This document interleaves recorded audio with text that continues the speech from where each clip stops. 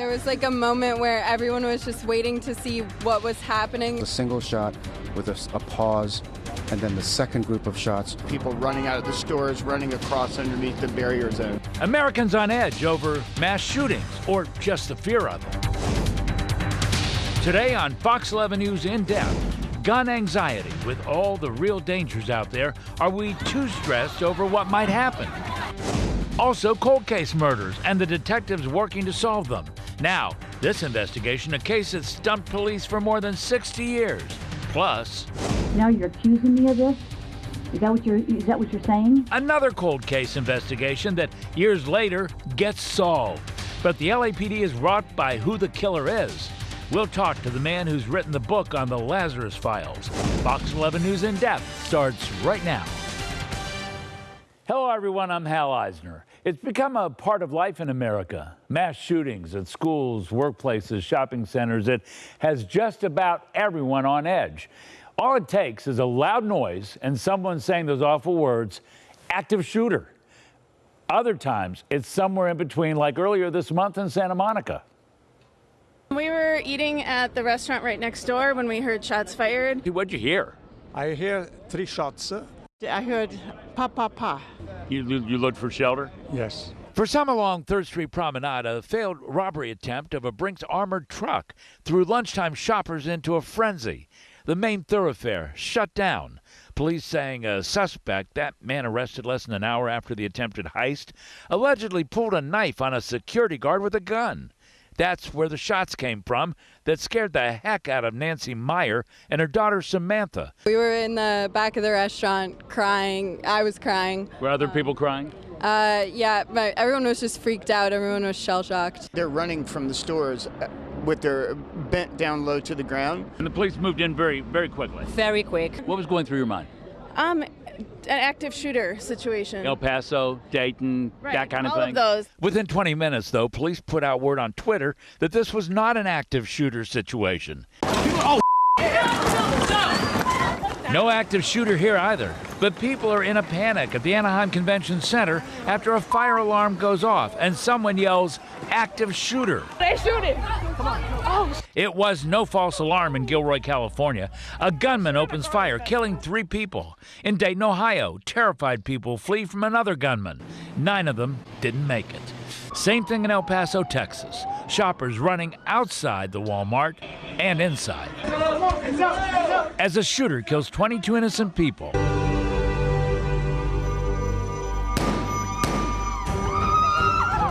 Shots fired. Mass shootings have become so commonplace, the FBI has developed a training video called The Coming Storm. They've sent it to every police department in the country. But with so many Americans on edge, it doesn't take an active shooter to cause a panic. Just a motorcycle backfire causing this in Times Square. Are you now afraid to go to public places? I mean, that's a tough question to try to ask yourself, but think about it for a minute. Have you scoped out your workplace exits, just in case? You're not alone. Joining me now is clinical neuropsychologist Judy Ho, Anaheim police officer Brett Heitmann, and Judge Mary Chrzanowski, also known as Judge Scary Mary, which was a name back in Michigan for her no-nonsense way of dealing with defendants in her court. Thank you all for being here. Wow, it's a tough subject. Let me start with you, Dr. Ho. Well, I think you see that sort of sense of fear. It's so pervasive now, and people are limiting where they go. They're canceling plans.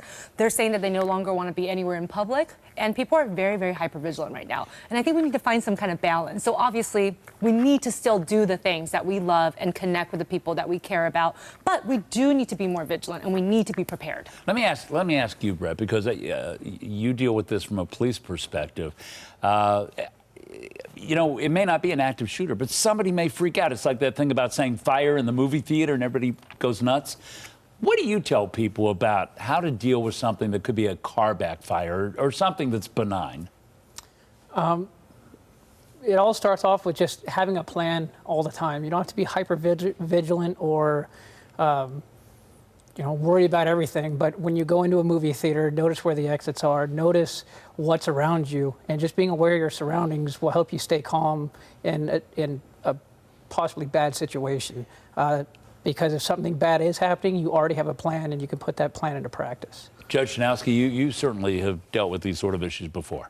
You know, the first thing that I was taught, and I was an administrative law judge for a short period of time for the federal government, and the first thing they taught us, the very first class, it wasn't the law, it was how to protect ourselves. And the first thing they say is if you can run, if you can't run, hide, and if you can't hide, fight. So that was in our minds, and they embedded that in our minds. Be prepared. And they ran drills all the time. We were drilling, and I'm like, I got to get work done. I don't have time to run down 17 flights of stairs. But in hindsight now, it really prepared me in the event that something actually happened. You know, Judy, that run, hide, fight thing. So I know how to run, and I know how to hide. Yes. But I'm not much of a fighter. Right. How do me or anybody out there that might be watching right now, how are we supposed to process this if we're alone, if we're by ourselves shopping, if we're having a bite for dinner by ourselves? And I think that's why these very structured active shooter protocols are so important, that we get education through our schools, through our workplaces. I know that nobody likes to talk about this topic, but that's where you learn some of these things. So at Pepperdine, we also went through an active shooter training, and the fighting is more about throwing whatever you have at the person, right? Because it's just you. Grab this thing, this big vase, and throw it at right, everybody, right? Just distract them enough to get away, you know? And again, you wouldn't know that if you didn't go to the training. Like, I would not know that that was the way that we might approach it if you're alone. Dr. Ho, by the way, is a professor over at Pepperdine University. And, I guess the bottom line here is, we've had a lot of things going on lately. And when I was in Santa Monica covering that story, people were telling me they were thinking El Paso. Yeah. They were thinking Dayton. And that's what's happening right now, officer, isn't it? Absolutely. It's just a conundrum. It's just, what are we supposed to do when we do? What if we really had a shooter? What if we really did? Again, it's going through the run, hide, fight program. So obviously, step one is to get away from it, but calmly, and have multiple different exit points to leave. If you do have to hide, it's not simply just getting under a desk. It's actually barricading, making it as difficult as possible for that person to get to you, because the shooters typically know that they have a very short time to do what they're trying to do. They're not going to waste time trying to break down a door or do something that's very difficult for them to do that. One of the things I know is police departments are well trained for this. I know in Santa Monica, when I was there covering that story, that police department just landed on that neighborhood so fast. It was pretty amazing to see them just move right into action. And you had to do that too in Anaheim at the convention center. That's correct. The training for the last several years has been for every police officer, detective of any rank, from the newest person to the chief. If they are in the area, they will respond, and they're trained on how to find that shooter and stop it, as well as more medical aid, so that people who aren't looking for the shooter can begin rescuing and rendering aid to victims as well. Judge, what do you want to add to that? I just want to say you can't live in fear, but you have to be prepared and you have to be aware. And as a judge, when I would sit in my courtroom, I was always aware of who was coming in. I would look at them. If I saw something shiny, I'd say to my deputy, hey, check that guy out. He's got something, she's got something. Be aware and don't be afraid to report, because people are afraid, well, that might be nothing. Am I right? I mean, it should be call someone in authority, stop the police officer. Well, one of the things we always say is if you see something, say something, right? So you got to be able to do that, and you got to be able to do that in a very serious situation. I want to thank all of you for being with us. By the way, Judy Ho has a new book. It's called Stop Self-Sabotage. I know it's about keeping yourself from walking into yourself, but how does it apply to a situation like what we're talking about? Well, I think, again, approaching this topic very scientifically, we might be self-sabotaging our community, our relationships, by hiding in fear. We can't do that. We got to do it carefully, as the officer and the judge said, but we need to still connect with the people that we love. We can't sabotage those relationships. That is the key. As human beings, we need that social connection to physically and psychologically thrive. So don't cut yourself short, and just make sure you're prepared. Judy, Brett, Judge, thank you all very much for being with us. Still ahead on Fox 11 News In Depth, a cold case murder that's been unsolved since 1956.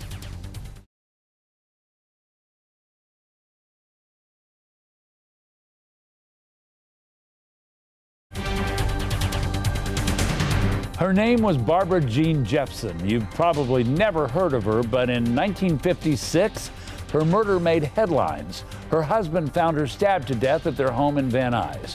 She was 4 months pregnant at the time. At one point, Liberace's brother was a suspect, so were several soldiers at a local base, and now, more than 6 decades later, that cold case is now back open. Welcome back to Fox 11 News in Depth. Joining me right now to talk about this case and others, LAPD homicide detective Mario Santana, Rachel Evans, also a detective, and Detective Ken White. Thanks for joining us. And cold cases are just a fascinating sort of study, but it's got to be very hard work. It's like the massive jigsaw puzzle, right? From not having technology back then like we have today, trying to piece together old clues. Let's start with Rachel. Pick up on that, how it's changed. Well, it used to be that they just put their feet to the pavement and talked to everybody in the area, and they went over that case specifically. They did a lot of work and interviewed lots of people and went through every lead that they could.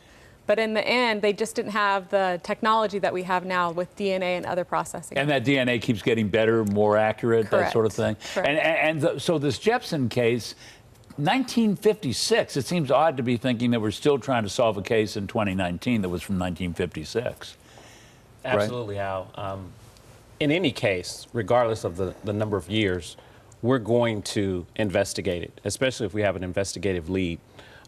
Fresh cases are typically 0 to 1 years. If you have no clues, they'll either go cold or they'll go unsolved. But once we get that clue or a tip, we're going to investigate it again.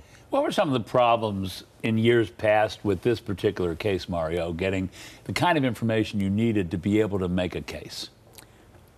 Well, like Rachel was saying, you know, you go out there, you interview witnesses. There's no video like there is now, DNA like there is now. So that was big part of the problem, you know, is that we have more information, we're able to gather more evidence, things like that, social media, things of that nature. But it's difficult back then, but the detectives did great work back then, but sometimes it wasn't enough. Yeah, it's not to fault the detectives of the past and say they didn't do a good job. It's to say that we didn't necessarily have the tools and the technology back then to be able to do these things. So where are you on this Jefferson case? Well, actually, I can't talk about a lot of it because we have a lot of stuff in the works right now, and we do think we've located who our suspect is, although he's no longer alive. But we have avenues of going after to verify that that's the guy. So we're doing that right now. Yeah, I assume there's still family. Yes. That would like to see a closure to this case. Yes. Do you continue to talk to them after all these years? It just depends. In this case, I don't know that they know that we're still working on it. I don't know that they know that their loved ones are never forgotten. Let's talk about Rosalind Hayes. That was another case that why don't you explain that case to me, Mario? This occurred back in 1978. It was one of those whodunit murders. She was in her home and she was shot through her kitchen window. It was another one of those circumstances. It was late in the evening. There weren't witnesses, and right after she was murdered, a lot of the people that lived in that area had moved away. So now, years later, we're trying to locate witnesses, potential witnesses, and people that might have some information. Right now, we're looking at some of the police photos, right? Yes. That came from that particular case. And well, what are you able to glean from this stuff? I mean, I know that this is stuff that was already looked at by prior investigators, right? Yes. And so what can you tell from looking at these pictures? Or is that kind of just part of the file and you move on to DNA and other technology? Well, those photos are to show that, you know, what they did is they collected everything they could at the time. There's additional photos, but like Rachel was saying, and Ken, I mean, these are open cases, so we can't show all the photos that are there, but those are pieces of photos of evidence that were collected, you know, so, you know, that's what the photos are there for. You know, it's interesting. I mean, you have these cases, and I'm sure if anybody out there has information, even after all these years, it could help you, but there have been cases that have been proven and solved. Mark Martinez is such a case, right? And do you want to pick that up, Ken? Yeah, Mark Martinez was George Martinez. George Martinez.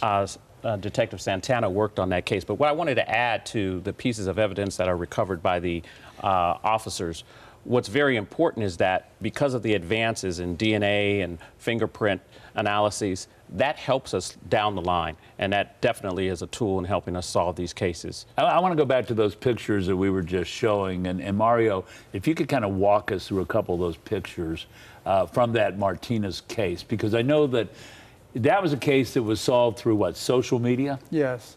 So there's a picture, and then actually in this picture you can actually see the gunman firing his rifle into the victim. We see a muzzle flash? That's a muzzle flash. And then there's the suspects running.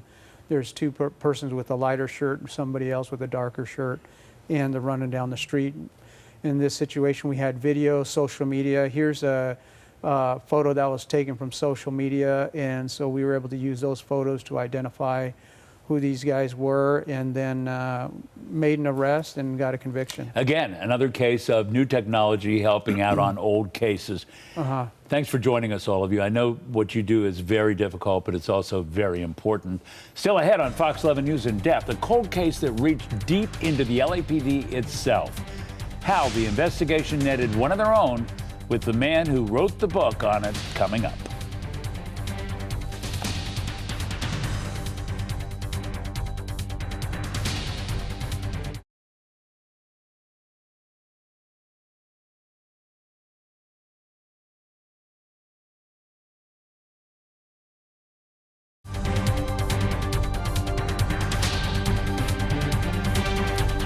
Her name is Stephanie Lazarus, a well-respected Los Angeles police detective, but she had a big secret. She killed her ex-boyfriend's wife and got away with it for decades until DNA caught up with her. It all came crashing down when cold case detectives told her she was a suspect. If you're doing this as an interrogation, you're saying, hey, I'm a suspect. Well, now I got a problem with, now you're accusing me of this? Is that what you're saying? Lazarus gets angry during the interview and cuts it off, but it's too late. She's eventually convicted of first-degree murder. Her sentence, 27 years to life. She still has about 20 of those years to go until she's eligible for parole. And now there's a new book on the case called The Lazarus Files by Matthew McGough. And Matthew is with us, and so is the detective who was involved in that case, Mark Martinez. And welcome to both of you. First of all, let me ask the detective, this case, well, how do you look at it when you look in the rearview mirror? Well, when you look at a case, you look at it for many reasons. One, it's been sitting there for a while, or two, there might have been something that might have been done that might have need follow-up on. When I look back on it, it was a case that was investigated thoroughly, and at the time, those detectives were unable to solve the case. And when it came to us, we had fresh eyes on the case. And sometimes for a murder case, that's what you need, is fresh eyes to look at a different perspective, and that's what happened in this case. Matthew, you spent about 10 years putting that book together. You did a lot of research. What did you find to sort of continue on the conversation? I got into the story because I had met Stephanie a year before she was arrested. So that clip you showed of her in the interrogation room, that was the day that I began investigating the case. So when you met her, what were the circumstances? Her last assignment as a LAPD detective, she was an art theft detective, and I was planning to write a book about art theft. I had no idea that things would take the turn that they did.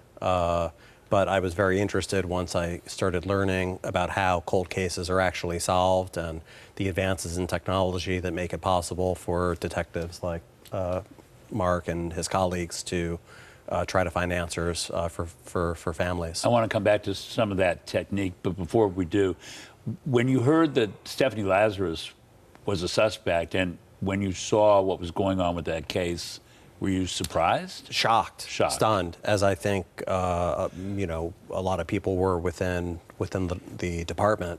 It's not every day, obviously, that a detective is arrested for committing a cold case murder, and the allegations involved in this case were pretty sensational. A love triangle, and Lazarus got away with it for for many years. For many years, and detective, I mean, when you found out that, and we were looking at Stephanie Lazarus there, when you found out that she was probably the person that did it, what was your feeling? I mean, this was a fellow cop, right? Fellow police officer. Yes, it was, but we still had to maintain our professionalism through this whole thing. Was it hard? Yes, very difficult. Not every day does the law enforcement agency look at their own, especially for murder. But at the end of the day, we have to handle it like any other murder case, and we have to attempt to bring this person or persons to justice. Talk to me about those techniques, Mark. I mean, they have advanced. I mean, Matt, I'm sorry. The advancement in technology and DNA, all of that has taken a quantum leap. DNA, the first DNA case in the world was in 1987, which was about a year after Sherry Rasmussen was murdered. So when Lazarus committed the murder, there was no such thing as DNA analysis. You know, through the 90s, the O.J. Simpson case was something that made DNA a household term. Certainly did. And then around 2001, the LAPD started a cold case unit. That was the first time that they'd had detectives who were dedicated to only working on cold cases. And that's what Mark does, and the detectives from the last segment as well.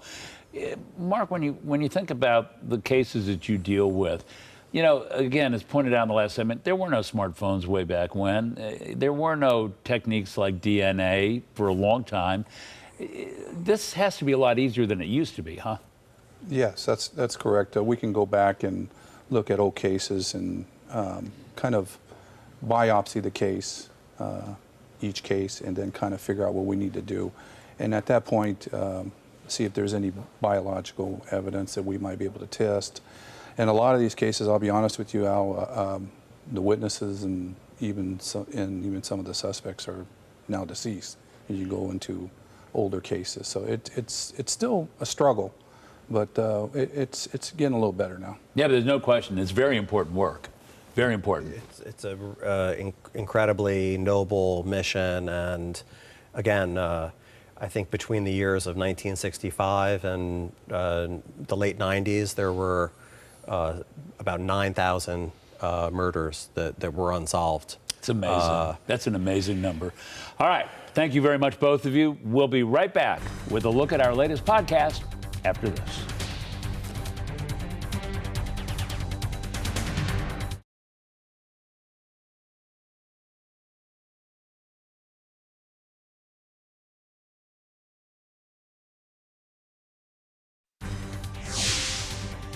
We'll continue our conversation on gunshot sounds and anxiety on my podcast, What the Hell?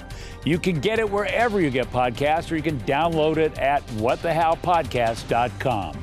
That's it for this week. Thanks, everybody, for joining us on Fox 11 News In Depth. We will see you next time.